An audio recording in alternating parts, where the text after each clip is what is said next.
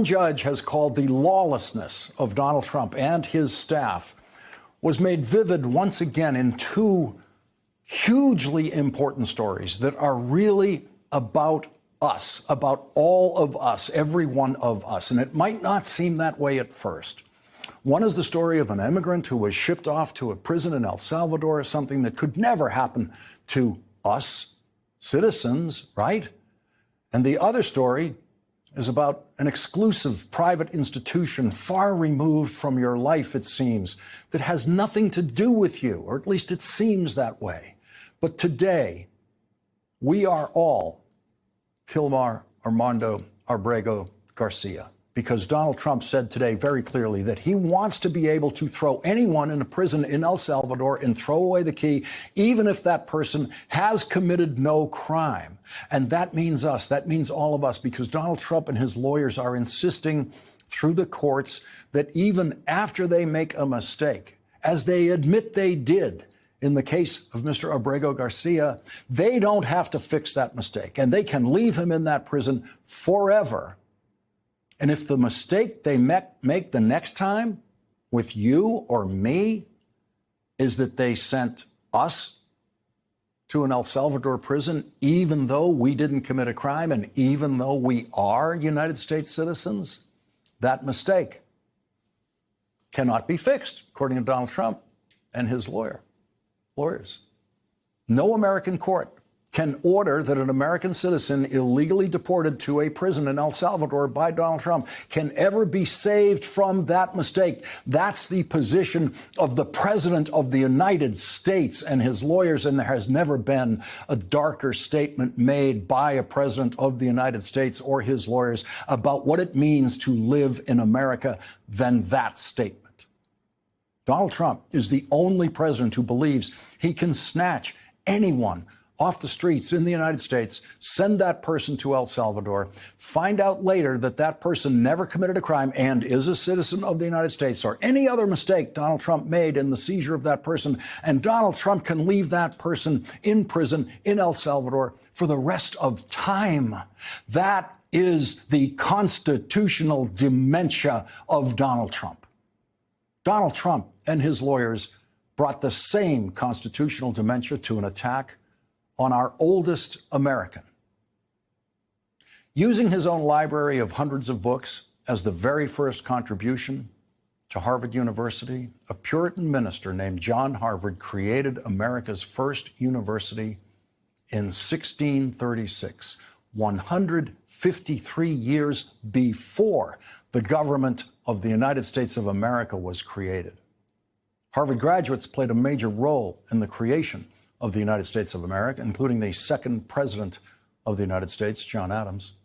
More presidents of the United States went to Harvard than any other school, and not one of those previous presidents of the United States, whether they went to Harvard or not, ever attempted to seize control over Harvard University, as Donald Trump attempted to do before he got crushed by the oldest institution in America today.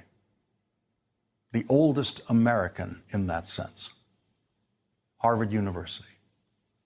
Donald Trump and his lawyers threatened Harvard, as they have already to other universities, that they would be cut off from any federal contributions to the important research, including life-saving research done at Harvard and other universities, unless Harvard simply, in effect, made Donald Trump the president of Harvard. Donald Trump demanded control over the admissions policy at Harvard University. Donald Trump demanded in writing control over all hiring at Harvard University, from professors to the maintenance staff, to cooks in the cafeteria, to the football coach. Every single job at Harvard University was to come under control of the President of the United States. And the President of the United States alone would decide who should or should not be hired at Harvard University, who should or should not be admitted to Harvard College. Imagine Donald Trump sitting there in the Oval Office deciding who should be admitted to a university, who should be admitted to Harvard Medical School or Harvard Law School or Harvard Divinity School or the Business School or the Dental School or all the other graduate schools. Donald Trump wanted to control all of that. His lawyers sent a letter to Harvard on Friday demanding all of that control and demanding absurdly and stupidly vague things like, quote, reducing the power held by students. They did not put in writing what that means. They also demanded, quote, reducing the power held by faculty. And again, a phrase that has no meaning. And Donald Trump and his lawyers demanded in writing the right for them to get rid of professors who Donald Trump has decided are, quote, more committed to activism than scholarship. Harvard biologist George Wald, who won the Nobel Prize, was certainly as committed to activism as he was to scholarship during the Vietnam War. George Wald appeared at countless anti-war demonstrations around the country protesting the Vietnam War. George Wald was a hero to the Harvard students who took over a Harvard building in protest for the first time in the history of that university in 1969 to protest the war that Donald Trump was afraid to fight and afraid to protest. Donald Trump was a rich draft age kid who now at age 78 was just declared in perfect health by a military physician who gave him a physical last week. Donald Trump found a way for his health to be imperfect enough with alleged bone spurs that no longer show up in his physicals to keep him out of Vietnam. And so Donald Trump didn't support the war in Vietnam. He didn't oppose the war in Vietnam. He did the most spoiled thing you could possibly do at the time. He just took his bone spurs to a golf course to work on his golf swing while brave young men his age were dying in Vietnam and other brave young men his age were trying to prevent more deaths in Vietnam.